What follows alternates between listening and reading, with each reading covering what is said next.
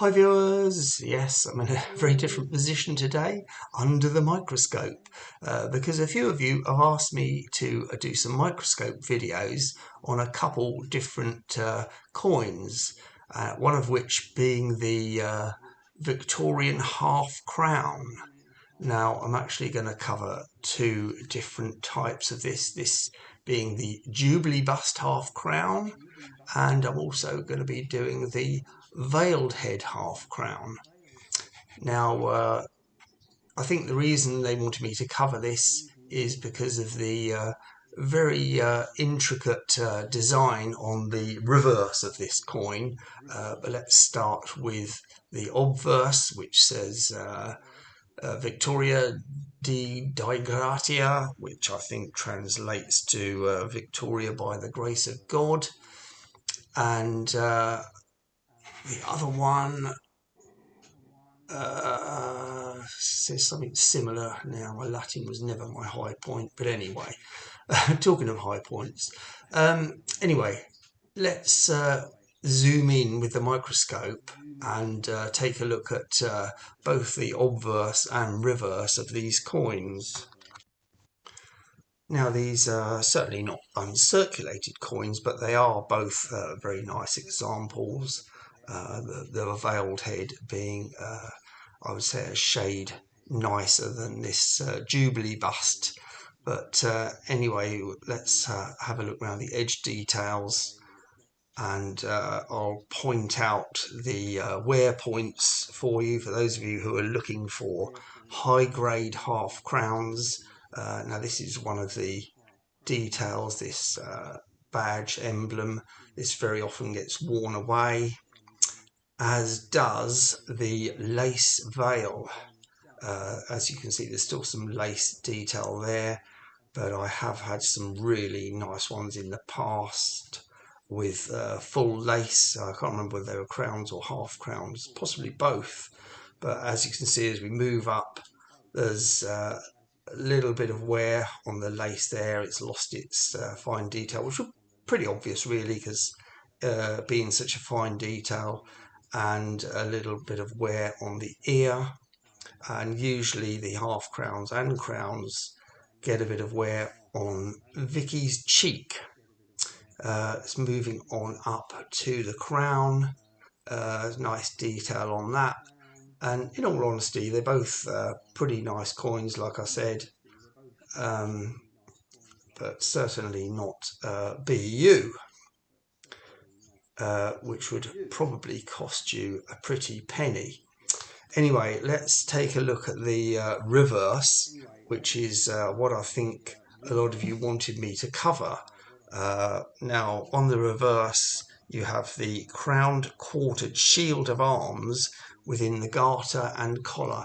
So there's the shield of arms,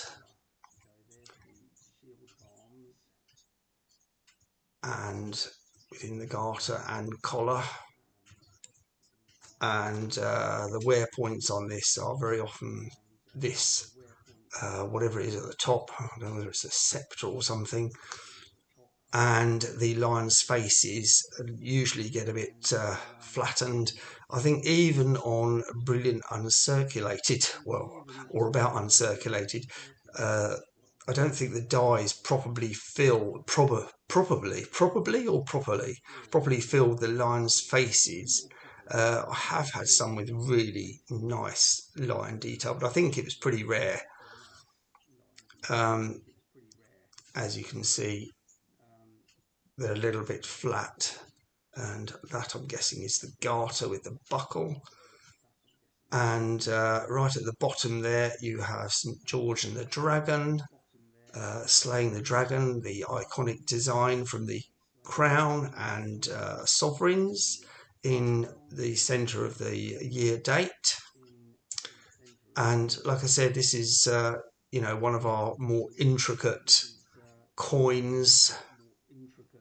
I'm not going to go into too much detail about what they all are and bore you with it all, but yeah, they are a very, very detailed coin. And let's take a look at the veiled head bust. And I do remember the engraver, but I've forgotten. There's so many coins to remember, and I can't. Is it Thomas something? I can't remember.